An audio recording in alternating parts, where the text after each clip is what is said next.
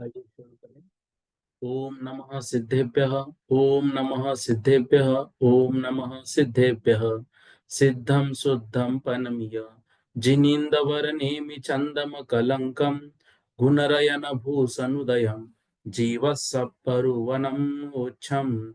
बोलो देवादिदेव 1008 श्री श्रेयांसनाथ भगवान की जय। देवादिदेव 1008 श्री नेमिनाथ भगवान की जय। देवादिदेव 1008 श्री बाहुबली भगवान की जय। सिद्धांत चक्रवर्ती आचार्य श्री नेमिचंद्राचार्य महामुनिराज की जय। संत शिरोमणि आचार्य गुरुवर विद्यासागर जी महामुनिराज की जय। निर्यापक श्रमण मुनि पुंगव श्री सुधा सागर जी महामुनिराज की जय। समस्त मुनि संघ की जय। जीव समास में जीवों के विभिन्न भेदों को समझते हुए हम आगे बढ़ रहे हैं। और हमने यह देखा था कि जो जीव समास के भेद है वे जीव समास के भेद 19 भी होते हैं और 1 से लेकर 19 तक भी होते हैं। वही भेद 57 भी होते हैं और वही भेद 98 भी होते हैं। प्रत्येक जीव समास के भेदों को समझते हुए हम प्रतिदिन आगे बढ़े और फिर हमने जीवों के विभिन्न भेदों को वहां पर समझा। आज जो हम गाथा पढ़ने जा रहे हैं उन जीव समासों में हमने ये पढ़ा था कि जो जीव समास के भेद है वो जीव समास के भेद जो है, जैसे पहले तो जीव समास के 57 भेद हमने देखे थे। तो वो पर्याप्तक, लब्ध पर्याप्तक और निवृत्त पर्याप्तक की अपेक्षा से मतलब 19 को हमने 3 भागों में बांटा था। फिर हमने यौनि के हिसाब से भेद देखे तो आकृति यौनि और गुण यौनि, ये 2 भागों में हमने उनको भेद किया था। तो आकृति के आधार पर तो जो यौनि का आकार आकृति 3 प्रकार की हमने समझी थी, शंकावर्त, कुर्मोन्नत और वंशपत्र। तो जो आकार जिस योनि का लक्षण है वो अकृत योनि हमने समझी थी। और उसके बाद जो है तो गुण योनि समझी थी। तो गुण योनि के 9 भेद हमने देखे थे, सचित्त, अचित्त, सचित्ताचित्त, शीत उष्ण शीतोष्ण और समृत विव्रत और समृत विव्रत। फिर प्रत्येक के हमने भेद जो है योनि के हिसाब से देखे थे। तो गर्भ जन्म देखा था 3 प्रकार का, उत्पाद जन्म देखा था, समूर्छन जन्म देखा था।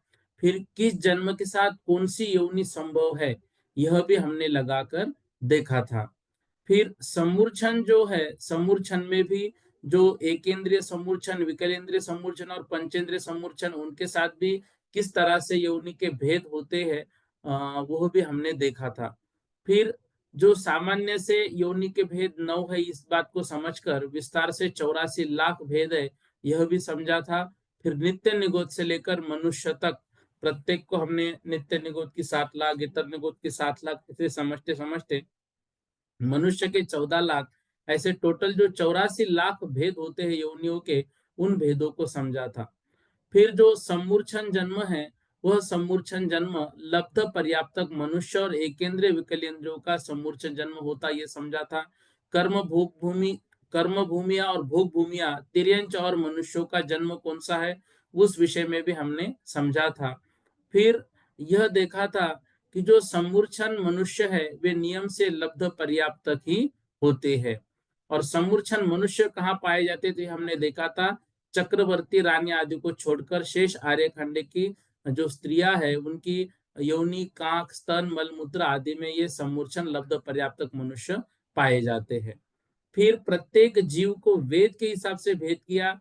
तो जो नारकी जीव होते हैं उनका नपुंसक वेद, मनुष्यों के तीनों वेद होते हैं, तिर्यंचों के भी तीनों वेद होते हैं।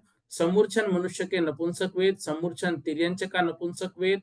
देव का जो है वो 2 ही वेद होते हैं, पुरुष और स्त्री। भोग भूमि में भी 2 ही वेद होते हैं। फिर द्रव्य वेद भाव वेद में अंतर को समझते हैं। फिर हम गए थे सबसे जघन्य अवगाहना किस जीव की होती है। तो मतलब यौनिक के हिसाब से भेद हमने कर लिया, अब अवगाहना के हिसाब से जो भेद है वह हमें देखने हैं। तो हमने उसमें ये देखा था कि सबसे जघन्य अवगाहना सूक्ष्म निगोदिया लब्ध पर्याप्तक जीव की होती है। वह भी कौन सा? जो उत्पन्न के तीसरे समय में जन्म लेता है, और वह भी कब? जब वो ऋजु गति मतलब सीधी गति से जन्म लेता है। क्योंकि वो मोड़े वाली गति लेगा तो उसको उतनी ही जो है पर्याप्तियां अधिक अधिक हो जाएगी, तो उसकी अवगाहना बढ़ सकती है। तो इसलिए ऋजु गति वर्णन वहां पर जरूरी है। तो ऋजु गति से उत्पन्न होने वाले तीसरे समय के सूक्ष्म निगोदिया लब्ध पर्याप्तक जीव की अवगाहना जो है तो सबसे जघन्य होती है। तो वह भी कितनी होती है? तो वो कहा था घनांगुल का असंख्यातवा भाग। अब देखो, घनांगुल, हम ये शब्द पढ़ रहे हैं और बार बार ये शब्द हमें आएगा घनांगुल मतलब क्या है। तो उसके लिए सबसे पहले तो ये जो हाथ की उंगली है, उंगली का जो ऊपरी भाग है, ये जो है इसको कहते हैं एक अंगुल। ये जो भाग है ना, ये उंगली का ये भाग कहलाता है एक अंगुल। अब एक अंगुल के बराबर हमने एक सीधी लाइन यहाँ पर खींच ली। अब ये सीधी लाइन जो हमने खींची इसको कहेंगे हम उच्छेदांगुल। इस सीधी लाइन को क्या बोलेंगे? उच्छेदांगुल। अब इस उच्छेदांगुल का जो वर्ग आएगा, मतलब इसकी लंबाई गुणित चौड़ाई, तो इस उच्छेदांगुल की लंबाई और चौड़ाई जब हम गुणित करेंगे तो वो कहलाएगा प्रतरांगुल, मतलब उच्छेदांगुल का वह वर्ग कहलाएगा। और इसी में जब गहराई और मोटाई ये गुणित की जाएगी तब वो कहलाएगा घनांगुल। 3 अंगुल पढ़ लिए हमने, उच्छेदांगुल, प्रतरांगुल और घनांगुल। तो जो हमारी ये उंगली है इसकी एक लाइन हमने खींची उच्छेदांगुल, इस लाइन उच्छेदांगुल का वर्ग हमने किया, वो कहलाएगा प्रतरांगुल। और मतलब प्रतरांगुल में क्या होगा? इसकी लंबाई चौड़ाई जो है, लंबाई गुणित चौड़ाई, ये उच्छेदांगुल की। और फिर इसी उच्छेदांगुल की लंबाई गुणित चौड़ाई गुणित गहराई गुणित मोटाई, ये सब जो है ये निकलेगा घनांगुल। इस तरह से उसको घनांगुल कहते हैं। अब यह जो जघन्य अवगाहना वाला जीव है, मतलब सूक्ष्म निगोदिया लब्ध पर्याप्तक जीव, इसकी अवगाहना कितनी? तो इसकी अवगाहना बताई घनांगुल के असंख्यातवे भाग प्रमाण। तो यह जो घनांगुल है, मतलब उच्छेदांगुल का वर्ग, प्रतरांगुल, और प्रतरांगुल का भी जो मतलब लंबाई चौड़ाई गहरा और मोटाई जो लिया जा रहा है उच्छेदांगुल की, वह कहलाएगा घनांगुल। और इस घनांगुल का असंख्यातवा भाग, इस घनांगुल का असंख्यातवा भाग जो है वह सबसे जघन्य अवगाहना शरीर की होगी। और वह किसकी होगी? तो सूक्ष्म निगोदिया लब्ध पर्याप्तक जीवों की। यह व्याख्या हमने पढ़ ली थी। फिर सबसे उत्कृष्ट अवगाहना किसकी होती है? तो सबसे उत्कृष्ट अवगाहना स्वयंभू रमन समुद्र के मध्य में होने वाले महामत्स्य की होती है। तो इसका जो प्रमाण है वह 1000 योजन लंबा, 500 योजन चौड़ा और 2.5 योजन जो है तो मोटा होता है। इस प्रकार से जो मतलब उत्कृष्ट अवगाहना वाला महामत्स्य है वो स्वयंभू रमन समुद्र में पाया जाता है। एक बार फिर से देखो, उसकी जो मतलब लंबाई चौड़ाई है वो कैसी है? तो उसका प्रमाण माना जाता है 1000 योजन लंबा, 500 योजन चौड़ा और 2.5 योजन वह मोटा होता है। कौन? महामत्स्य। अब 1 योजन मतलब क्या? तो 1 योजन का अर्थ होता है 4 कोस। 1 योजन किसे कहते हैं? 1 योजन अर्थात 4 कोस। फिर 1 कोस क्या है? तो 1 कोस मतलब लगभग 3 किलोमीटर, मतलब हम उसको बोलते हैं 3.2, लगभग 3 किलोमीटर का जो है तो 1 कोस माना जाता है। मतलब जो 1 योजन होगा वो कितना होगा? तो 4 कोस का 1 योजन बता रहे और 1 कोस बता रहे 3 किलोमीटर का, मतलब 1 योजन होगा 12 किलोमीटर का। और इसकी जो लंबाई चौड़ाई ये सब गिन रहे हैं, अब ये हम हजार में गिन रहे हैं। तो जो 1 योजन हो रहा है वो 12 किलोमीटर का, तो ये जो है ये हजार में है। तो 1000 योजन मतलब ये कहलाएगा 12,000 योजन जो है, 12,000 किलोमीटर जो है तो वो लंबा कहलाएगा। ठीक है ना? 1 योजन 4 कोस का, 1 कोस 3 किलोमीटर का, इस हिसाब से 1 योजन 12 किलोमीटर का। और इसको हम हजार में गुणित कर रहे हैं तो ये 12,000 किलोमीटर का वो जो है तो वो महामत्स्य वहां का होता है। इस तरह से उसकी महामत्स्य की ऊंचाई, लंबाई, चौड़ाई यहाँ पर बताई गई है। अब ये महामत्स्य जो है तो सबसे इसकी उत्कृष्ट अवगाहना है, और सबसे जघन्य अवगाहना सूक्ष्म निगोदिया लब्ध पर्याप्तक जीव की। अवगाहना की व्याख्या हमने क्या देखी थी? जितने प्रदेश को शरीर घेर रहा है, किसके? आकाश के। आकाश के जितने प्रदेश को शरीर घेर रहा है उसका नाम है अवगाहना। अब अवगाहना के हिसाब से सूक्ष्म में सबसे सूक्ष्म मतलब सबसे जघन्य बताई, सबसे उत्कृष्ट भी बताई। फिर उसके बीच बीच में सबकी अवगाहना जो महाराज जी है, आचार्य महाराज, वो क्रम से अगली अगली गाथाओं के माध्यम से हमको बताएंगे। तो आप देखिए यहाँ पर ये 94वीं जो गाथा है, इस गाथा तक ये सब बातें हमने पढ़ी थी। तो जितना आकाश क्षेत्र शरीर रोकता है उसका नाम यह अवगाहना है। सर्व जघन्य अवगाहना रुजु गति से उत्पन्न होने वाले तीसरे समय में सूक्ष्म निगुद्या लब्धि अपर्याप्तक जीव की घनांगुल के असंख्यात्वे भाग प्रमाण, और सबसे उत्कृष्ट स्वयंभू रमन समुद्र के मध्यवर्ती महामत्स्य की उत्कृष्ट अवगाहना होती है। ठीक है, इस प्रकार से ये 94 गाथा जो है हमारी लगभग हो गई थी। 95वीं गाथा हमको अब पढ़नी है। देखिए, साह्य सहस में कम, साह्य सहस में कम, बारंको सून में कमे कम च, जोयन सहस दीहम, पम्मे वियले महामच्छे, पम्मे वियले महामच्छे। क्या बता रहे? देखो, साह्य सहसम में कम। साह्य मतलब साधिक, सहसम मतलब सहस्र, एकम मतलब एक। साधिक, साधिक सहस्र एक, साधिक सहस्र एक अर्थात 1000 से कुछ अधिक। साधिक सहस्र एक, सहस्र मतलब हजार, तो 1000 से साधिक मतलब कुछ अधिक। ठीक है ना? तो जो 1000 से कुछ अधिक, सहाय सहस्म मेकम, साधिक सहस्र एक, 1000 से कुछ अधिक। फिर बता रहे हैं बारम, बारम मतलब 12। अब नीचे वाली लाइन में देखो जोयन शब्द है, नीचे वाली लाइन में पहला ही शब्द है जोयन, तो बारम जोयन मतलब 12 योजन, 1000 से कुछ अधिक। फिर दूसरे क्रमांक पर दिया 12 योजन। फिर तीसरे क्रमांक पर क्या दिया? कोस उन एकम, कोस उन अर्थात एक योजन में कोस उन एकम, अर्थात पहले क्या लेना है? कोस उन, कोस उन करना है किसमें? एक जोयन, एक योजन में, जोयन शब्द सबके साथ लगाना है। तो एक योजन में एक कोस उन करना है, मतलब कम करना है। और एक कम च अर्थात एक मतलब एक योजन। तो क्या क्या लगा रहे? देखो, साह्य सहस्रम एकम, साधिक हजार एक मतलब 1000 से कुछ अधिक। दूसरा लिया बारम जोयन 12 योजन। तीसरा लिया एक योजन, लेकिन कितना? एक योजन में क्या किया? कोस उन, एक कोस कम किया। अभी हमने देखा था ना, एक योजन बराबर 4 कोस, तो यहाँ पर एक कोस कम किया, मतलब ये कितना हो गया? तो जो एक योजन होगा वह होगा कितना? एक मतलब 4 कोस का, तो उसमें हमने एक कोस कम कर दिया, तो 3 कोस का।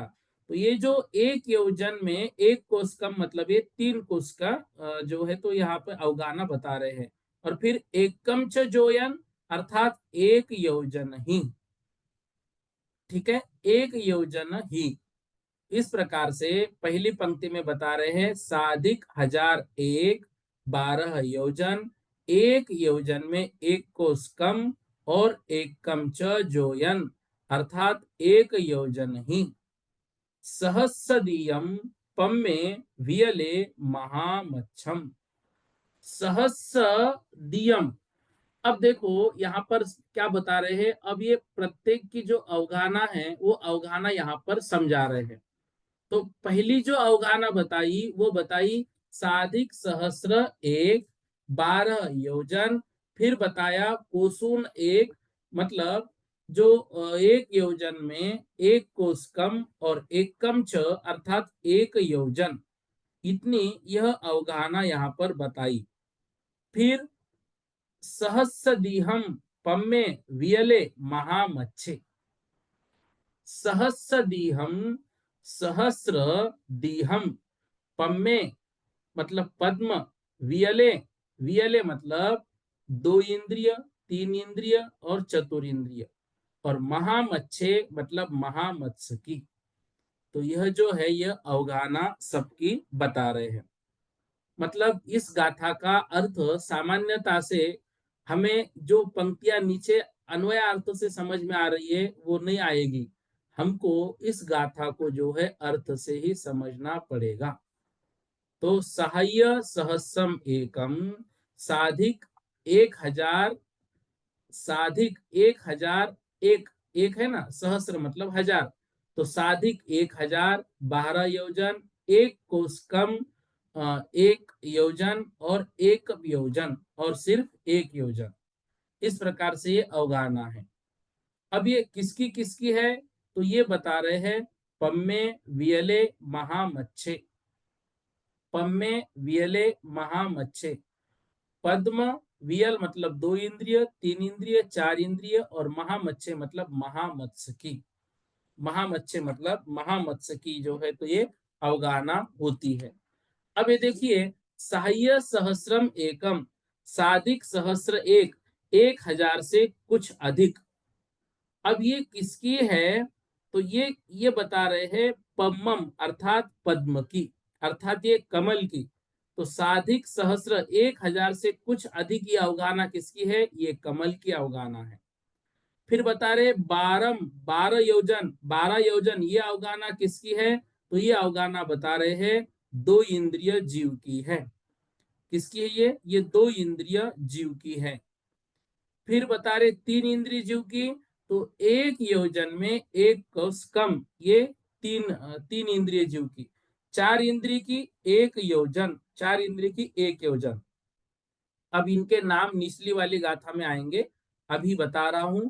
तो सबसे पहले दिया सहस्रम एकम, 1,000 से कुछ अधिक, ये पद्म की दिया। 12 योजन जो है ये 2 इंद्रिय की दिया, वो शंख नाम का जीव आएगा, आचार्य महाराज खुद बताएंगे। फिर 1 योजन में एक उन करना है, तो ये चीटी की है। और एक बिच्छू शब्द भी आया है, तो बिच्छू या चीटी दोनों को भी हमको मानना है। और 1 योजन जो है, यह 1 योजन हमको देना है किसकी, भौरे की।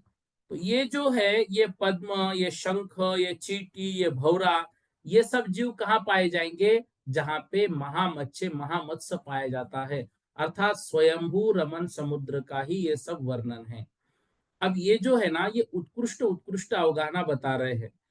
तो 2 इंद्रिय जीव की, 3 इंद्रिय जीव की, 4 इंद्रिय जीव की, महामत्स्य मतलब 5 इंद्रिय जीव की, और एकेंद्रिय में जो है, एकेंद्रिय जीव में पद्म कमल। ठीक है, इस प्रकार से ये प्रत्येक इंद्रिय की यहाँ पर व्याख्या की, और ये बता रहे हैं कि उत्कृष्ट है। ये क्या है, ये उत्कृष्ट है। तो ये कहाँ पर है, ये सब जो है ये सब महामत्स्य जहां पर है, मतलब स्वयंभू रमन समुद्र का ही ये सब वर्णन है। स्वयंभू रमन समुद्र में ही ये सब जीव तो जो है तो ये पाए जाते हैं।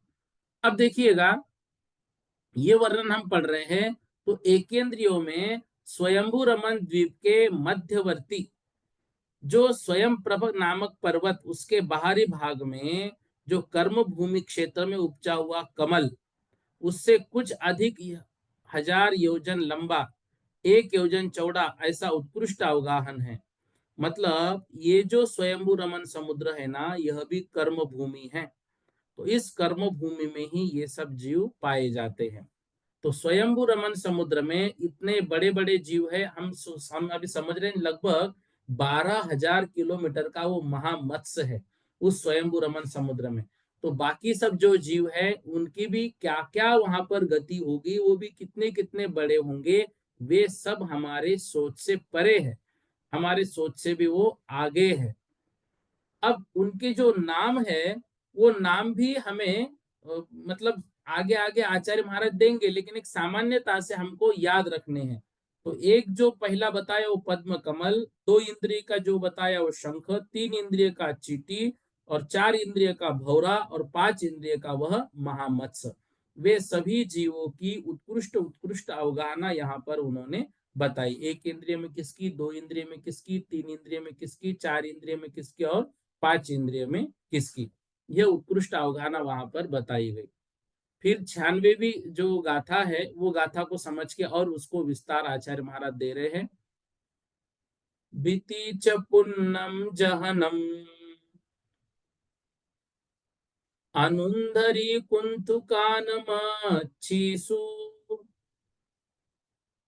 शिक्षयमच्छे विंदम शिक्षयमच्छे विंदम गुल शंखम शंख गुनीद कमा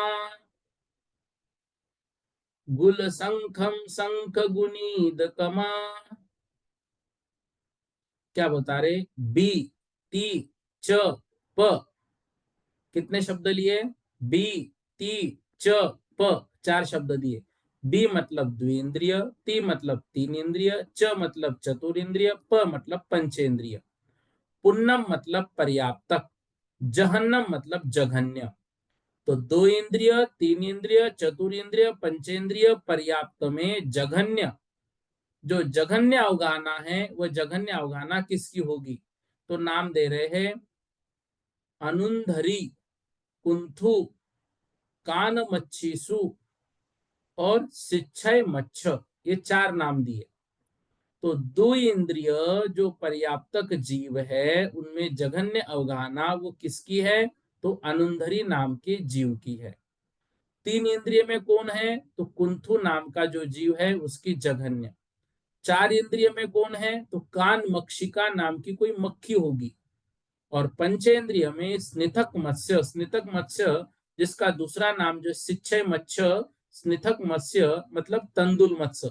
जो हम कहानी पढ़ते हैं ना महामत्स्य की, कान में एक तंदुल मत्स्य है, और वो मतलब जब परिग्रह परिमाण व्रत की बात आती है या फिर जैसे अकिंचन्य धर्म की बात आती है तो उस समय ये तंदुल मत्स्य का उदाहरण सुनाते हैं कि उस महामत्स्य की कान में बैठा हुआ तंदुल मत्स्य वो देखता है कि महामत्स्य मुंह खोल के सोया हुआ है, और कई जीव उसके मुंह से आते हैं चले जाते हैं, लेकिन वो खाता नहीं क्योंकि सोया हुआ है मुंह खोल के। तो वो तंदुल मत्स्य सिर्फ इतना विचार करता है, काश इसकी जगह मैं होता। वो सिर्फ काश, कभी जीवन में एक मछली नहीं खा पा रहा है, तंदुल मत्स्य के आकार का है, लेकिन सोच रहा है काश इसकी जगह मैं होता तो एक को भी जीवित नहीं जाने देता, सबको खा लेता। मात्र इतनी सोच के कारण वह तंदुल मत्स्य कहाँ गया? सप्तम नरक में। क्यों? क्योंकि उसका वज्र वृषभ नारा सहनन है, और वो इतना पाप वहां पर कर रहा है। पाप कौन सा कर रहा है? मात्र भावों से पाप कर रहा है।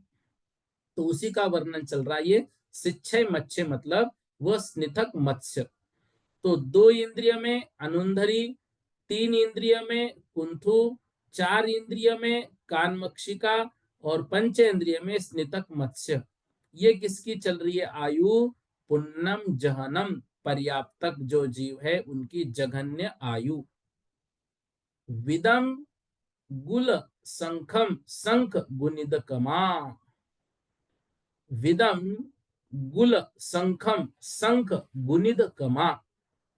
अब इसमें जो पहला है मतलब द्वितीय 2 इंद्रिय की जो है उनकी जो मतलब अवगाहना है वो प्रथम की घनांगुल के संख्यात्वे भाग प्रमाण। विदम मतलब जो 2 इंद्रिय की व्याख्या दी वो कितना है? संखम, अर्थात घनांगुल का विंदम गुलम संखम, जो द्विंद्रिय वाला है, मतलब इसमें जो प्रथम भाग दिया है उसका घनांगुल का संख्यात्वे भाग प्रमाण। और फिर आगे आगे जो है संख गुणित कमा, अर्थात पहले पहले की अपेक्षा आगे आगे की अवगाहना संख्यात गुनी अधिक अधिक है, ऐसा समझना। मतलब 2 इंद्रिय से 3 इंद्रिय की, 3 इंद्रिय से 4 इंद्रिय की, 4 इंद्रिय से पंचेंद्रिय पर्याप्तक जीवों की जो अवगाहना है वो संख्यात गुनी अधिक अधिक है। इस तरह से यहाँ पर अधिक अधिक शब्द है वो लगाना है।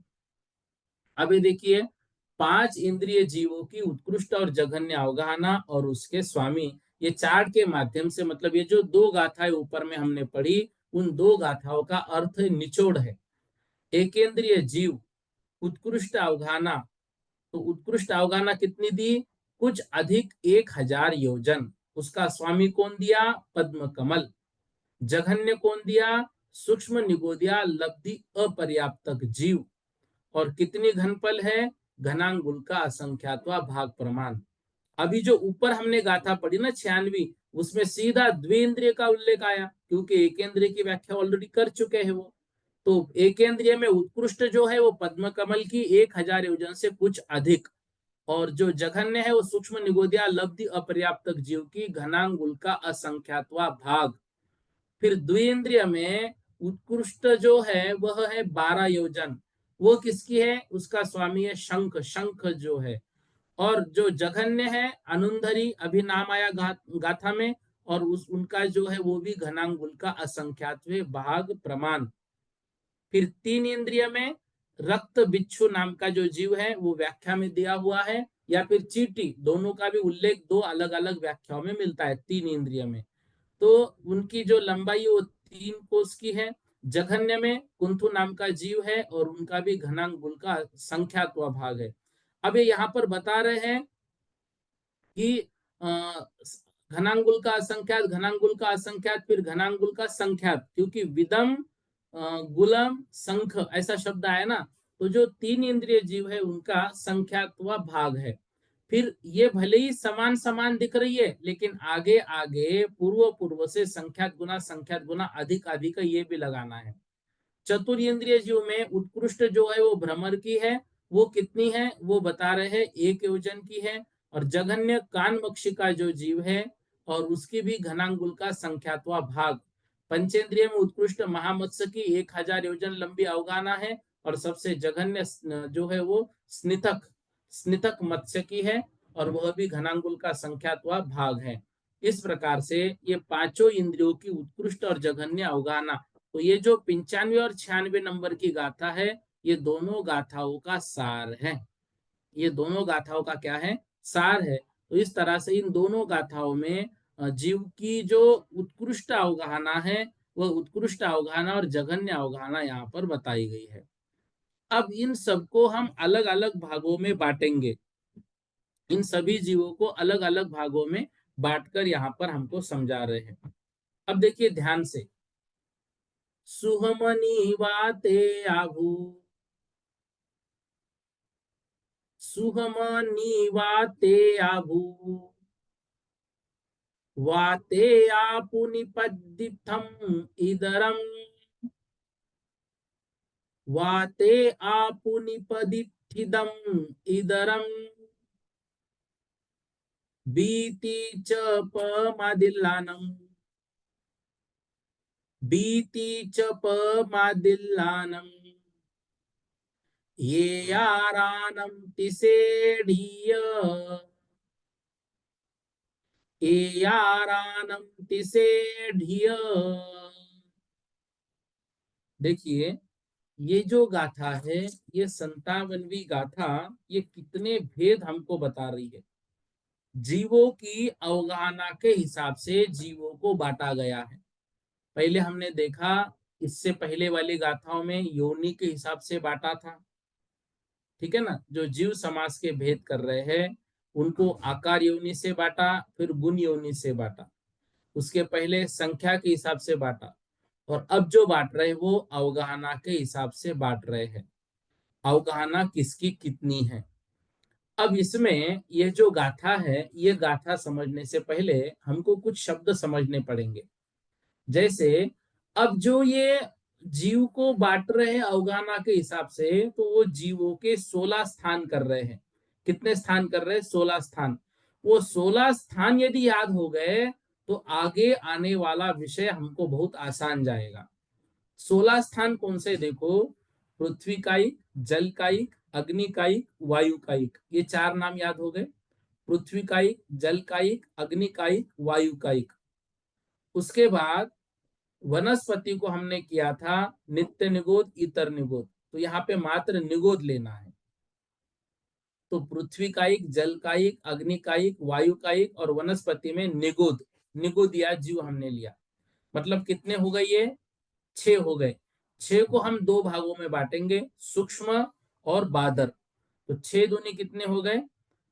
पृथ्वी, जल, अग्नि, वायु, निगुद 5 हो गए। 5 के सूक्ष्म बादर मतलब 10। और उसमें सप्रतिष्ठित प्रत्येक, अप्रतिष्ठित प्रत्येक, वनस्पति को 3 जगह पर ले रहे हैं। निगुद में ले लिया सूक्ष्म बादर और फिर आगे लिया सप्रतिष्ठित प्रत्येक और अप्रतिष्ठित प्रत्येक वनस्पति। ठीक है ना? तो अब कितने भेद हो गए देखो ध्यान से। पृथ्वी कायिक, जल कायिक, अग्नि कायिक, वायु कायिक और निगुद, इनके सूक्ष्म बादर के भेद से 10 भेद हो गए। और प्लस 2 इसमें किया हमने सप्रतिष्ठित प्रत्येक, अप्रतिष्ठित प्रत्येक, मतलब कितने हो गए? 12। कितने भेद हो गए? 12। अब 12 भेद कितने? एक इंद्रिय जीव के 12 भेद कर लिए। जो एक इंद्रिय जीव है ना, वो एक इंद्रिय जीव के ही 12 भेद हमने कर लिए। अब एक इंद्रिय के 12 किए। अब बचे 2 इंद्रिय, 3 इंद्रिय, 4 इंद्रिय और पंचेंद्रिय। 2 इंद्रिय, 3 इंद्रिय, 4 इंद्रिय और पंचेंद्रिय। एक इंद्रिय जीव के 12 भेद कर लिए। फिर 13 जो है वो 2 इंद्रिय, 14 जो है 3 इंद्रिय, 15 जो है 4 इंद्रिय और 16वां जो भेद है वो हो जाएगा पंचेंद्रिय। मतलब ये टोटल जीव के 16 भेद हो गए। ये 16 भेद हम कैसे कर रहे हैं? अवगाहना के हिसाब से। नित्य निगोद, इतर निगोद में क्यों नहीं बांटा? निगोद ही क्यों लिया? क्योंकि चाहे नित्य निगोद का जीव हो चाहे इतर निगोद का जीव हो, उन दोनों का अवगाहना के हिसाब से कोई भेद नहीं है। हम तो उनके गुणों के हिसाब से कहते हैं कि जो नित्य में हमेशा से निगोद में ही है, अभी तक बाहर नहीं आया नित्य निगोद, और इतर निगोद जो बाहर आके फिर अंदर चले गए, वो इतर निगोद। तो जो निगोद में नित्य निगोद हो चाहे इतर निगोद हो, अवगाहना तो दोनों के, अवगाहना में भेद नहीं करेंगे, इसलिए निगोद को एक ही जगह पे लिया। हाँ, सूक्ष्म और बादर दो भागों में जरूर उनको बांट दिया। फिर सप्रतिष्ठित प्रत्येक, अप्रतिष्ठित प्रत्येक, ये सब एक इंद्रिय जीव के 12 भेद। फिर से पृथ्वी कायिक, जल कायिक, अग्नि कायिक, वायु कायिक, निगोद, ये 5, 5 में सूक्ष्म और 5 बादर, इस प्रकार से 10 भेद। फिर सप्रतिष्ठित प्रत्येक, अप्रतिष्ठित प्रत्येक, ये 12 भेद। और 2 इंद्रिय, 3 इंद्रिय, 4 इंद्रिय, पंचेंद्रिय, ये 4 उसमें मिला दिए। तो ये जो जीव की अवगाहना के हिसाब से हमने भेद लिए कितने? 16। अब 16 को और दो भागों में बांटेंगे। पर्याप्तक 16, ये जो 16 है ये सब पृथ्वी सूक्ष्म पर्याप्तक, पृथ्वी सूक्ष्म अपर्याप्तक, पृथ्वी बादर पर्याप्तक, पृथ्वी बादर अपर्याप्तक, इस प्रकार से पर्याप्तक अपर्याप्तक के भेद में। तो 16 दूनी 32 भेद इसमें हमने इनके कर लिए पर्याप्तक और अपर्याप्तक के हिसाब से। और फिर इनको जघन्य और उत्कृष्ट अवगाहना में ले जाएंगे। मतलब एक जीव जो है वो 4-4 बार आता जाएगा। 16 वाला जो जीव है, मतलब ये 16 भेद जो हमने किए, तो देखो पृथ्वी का पहले भेद कर लिया, पृथ्वी सूक्ष्म, पृथ्वी बादर, दो भेद हो गए। पृथ्वी सूक्ष्म पर्याप्तक, पृथ्वी सूक्ष्म अपर्याप्तक, पृथ्वी बादर पर्याप्तक, पृथ्वी बादर अपर्याप्तक। ये एक जीव कितनी बार आया? 4 बार आया। तो इस प्रकार से ये मतलब 16, 16 दूनी 32 और 32 से फिर 4 जो भेद होंगे वो 64। इस प्रकार से 64 जगह हमको आनी चाहिए। ये 64 जगह यदि हमको आ गई ना, तो हमको आने वाला विषय बड़ा आसान जाएगा। तो 64 के पहले हम 16 समझ ले। पृथ्वी, जल, अग्नि, वायु, निगोद, सप्रतिष्ठित प्रत्येक, अप्रतिष्ठित प्रत्येक, ये 12 भेद। और 4 इंद्रिय जो है, 2 इंद्रिय, 3 इंद्रिय, 4 इंद्रिय और पंचेंद्रिय, ये 16 भेद। तो इन 16 में हमने पर्याप्तक और अपर्याप्तक इस हिसाब से इनको कहां पर लेके गए? पर्याप्तक और अपर्याप्तक से 32 भेद हो जाएंगे। और फिर यही जघन्य और उत्कृष्ट से बांटेंगे, मतलब अवगाहना, पर्याप्तक की अवगाहना और अपर्याप्तक की अवगाहना। तो ये जो है तो 64 भेद टोटल हो जाएंगे। अभी डरना मत, एक एक चीज आसानी से समझ में आएगी। अब देखो 97 नंबर की गाथा। सुहम नी वा ते आ भू। सुहम मतलब होता है सूक्ष्म, नी मतलब निगोदिया, वा मतलब वायुकायिक, ते मतलब तेज कायिक, तेज कायिक मतलब अग्निकायिक। ठीक है ना। तो नी वा ते आ भू, तो भू का मतलब हो गया पृथ्वी कायिक। अब क्या बचा देखो, पृथ्वी कायिक। आ का क्या निकलेगा फिर, अब बचा, आ का अप लेंगे मतलब जल कायिक। तो सूक्ष्म निगोदिया, सूक्ष्म वायुकायिक, सूक्ष्म तेज कायिक मतलब अग्निकायिक, सूक्ष्म आ मतलब जल कायिक, और सूक्ष्म भू मतलब पृथ्वी कायिक। फिर लेंगे वा ते आ पू नी, वायुकायिक, तेज कायिक, जल कायिक। पू से लेंगे यहाँ पर पृथ्वी कायिक, नी मतलब निगोदिया जीव। पदिठिदम, पदिठिदम मतलब प्रतिष्ठित। इदरम मतलब ये जो है प्रतिष्ठित का इतर अप्रतिष्ठित। अब इसको क्या करना है, तो एक एक कोठा बनाना है, एक एक कोठे में नाम लिखने हैं। कैसे नाम लिखने हैं, देखो ये आपके स्क्रीन पर यहाँ पर है आपके सामने। देखो पहला कोठा लिया, क्या लिया, सुहोमम, नी वा ते आ भू है शब्द। अब ये पहले कोठे में हमने उतने नाम लिख दिए, ये आपको भी ऐसा बनाना है। पहले कोठे में हमने नाम लिख दिए, सुहुमा मतलब सभी सूक्ष्म, ये देखो नीचे लिख दिया सभी सूक्ष्म, है ना। आपके स्क्रीन पर ये पहला वाला पीला वाला। तो सुहुमा क्या दिया, सुहुमा नी वा ते अ भू। तो नी से निगोदिया, वा से वायुकायिक, ते से तेजकायिक, आ से जलकायिक, और भू से पृथ्वीकायिक। ये प्रथम कोठा लिया। द्वितीय कोठे में हमको वो नाम लिखने हैं, वा ते दिया है ना, आ पू और नी। तो द्वितीय कोठा में हम लेंगे वायुकायिक, तेजकायिक, पृथ्वीकायिक, निगोदिया, और पतिथिदम है ना मतलब प्रतिष्ठित। तो पहले पहले कोठे में 5 नाम लिए, दूसरे कोठे में 6 नाम लिए। दूसरे कोठे में कितने नाम लिए, 6। फिर तीसरा कोठा इदरम दिया है, इदरम। तो पडित का इदरम क्या होगा, अप्रतिष्ठित। उसके नीचे वाली लाइन देखो, प्रतिष्ठित का जो है ना, ये यहाँ पर पठित मतलब प्रतिष्ठित का, इधरम मतलब इतर, क्या होगा, अप्रतिष्ठित। तो तीसरे कोठे में पहला नाम लिखेंगे अप्रतिष्ठित। फिर बी मतलब 2 इंद्रिय, ती मतलब 3 इंद्रिय, च मतलब चतुर्ंद्रिय, प मतलब पंचेंद्रिय। आदिल्लानम एयारानम तिसेढ़ियम। आदिल्लानम मतलब आदि के, एयारायम मतलब 11, तिसेढ़ियम उसको 3 श्रेणियों में लिखना है। ये जो 64 भेद हम जीव के किए ना अभी, कौन कौन से 64 किए, पृथ्वी कायिक, जल कायिक, अग्नि कायिक, वायु कायिक, निगोदिया, ये सूक्ष्म बादल के हिसाब से 10 भेद, सप्रतिष्ठित प्रत्येक, अप्रतिष्ठित प्रत्येक 12 भेद, 2 इंद्रिय, 3 इंद्रिय, 4 इंद्रिय और 5 इंद्रिय। आप बोलेंगे बार बार ये नाम क्यों, इसलिए कि बार बार बोलने से ही नाम आते हैं, एक बार बोलने से नहीं आएंगे। बार बार बोलेंगे तो समझ में आएगा। ठीक है ना। तो ये कितने भेद किए थे, 16। 16 के हमने 2 भेद और कर लिए, पर्याप्तक और अपर्याप्तक, 32 भेद कर लिए।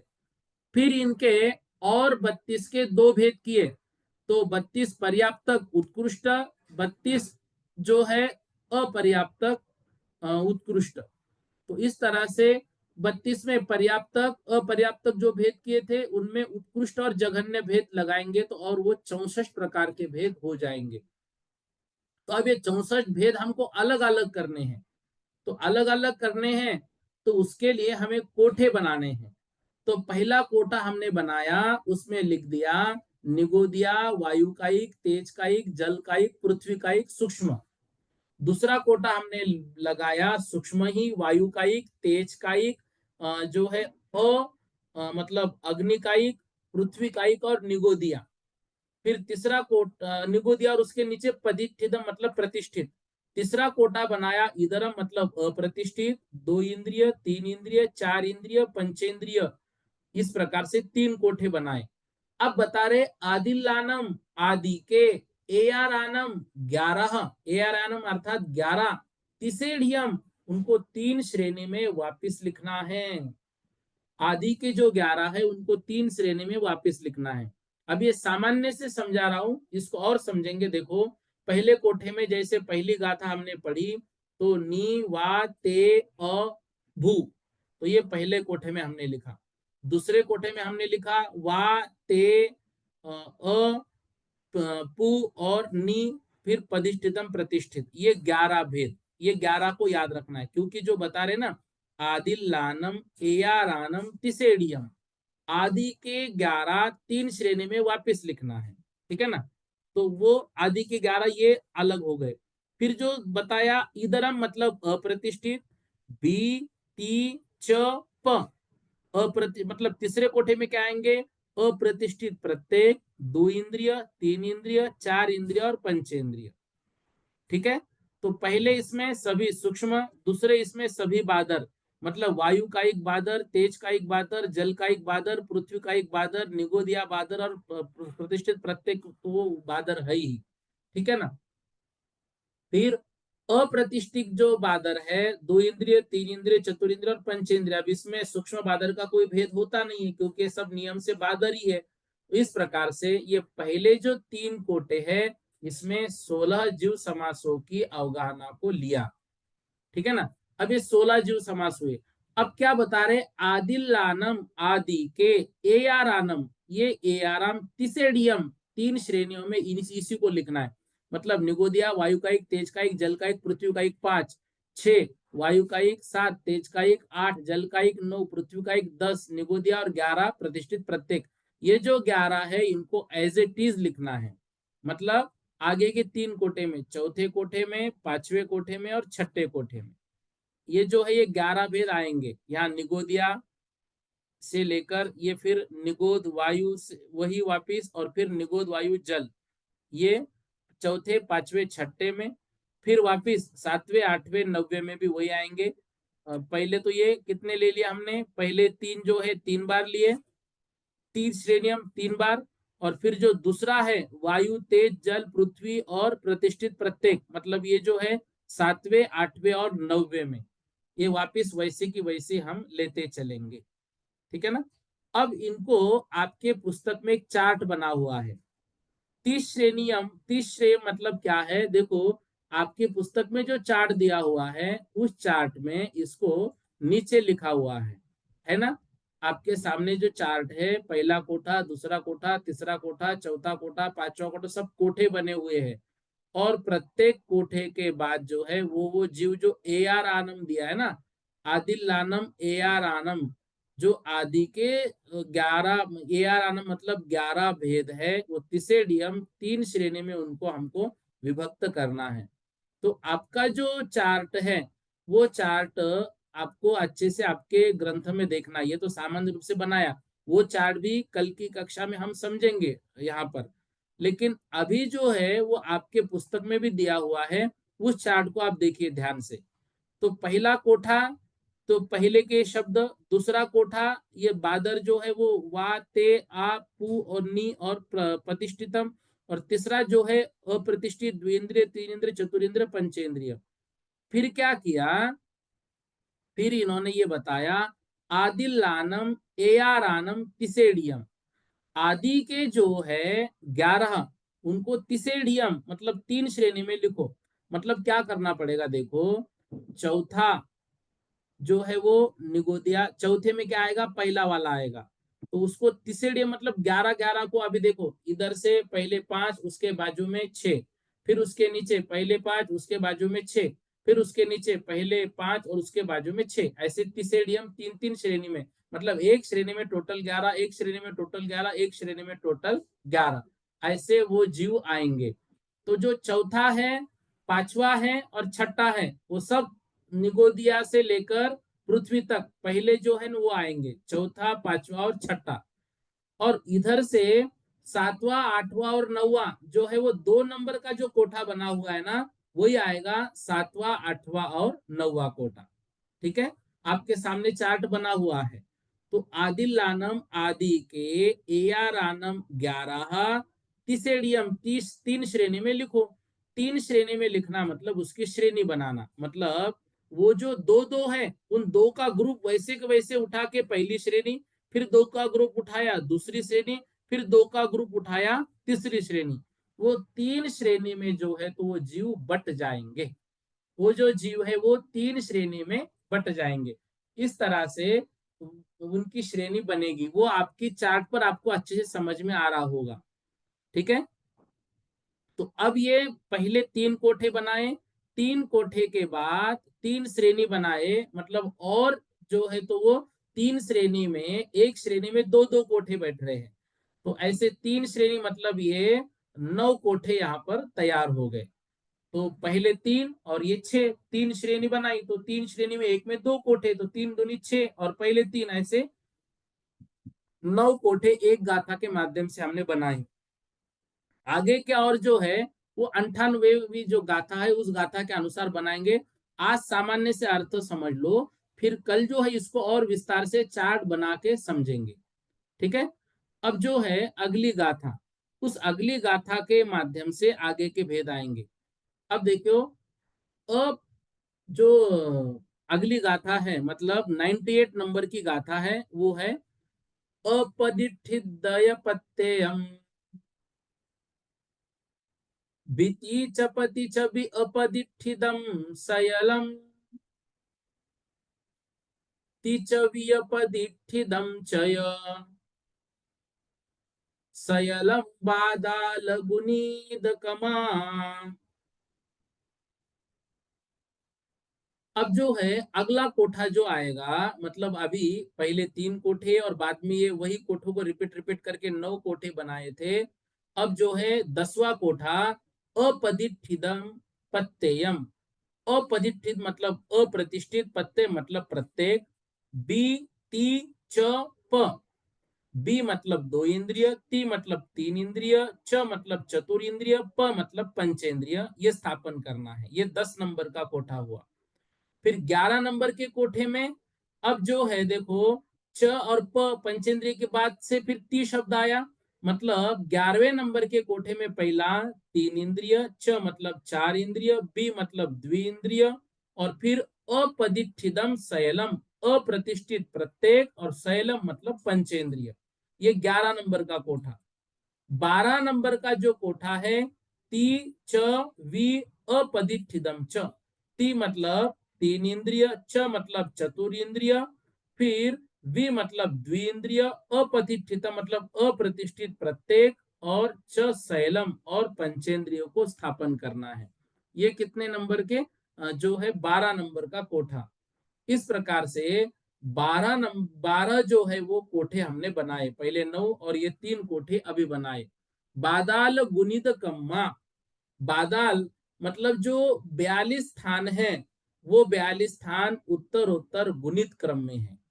जो पहले बताए ना 64 में 42 जो क्रम है वो गुणित क्रम से है। इस तरह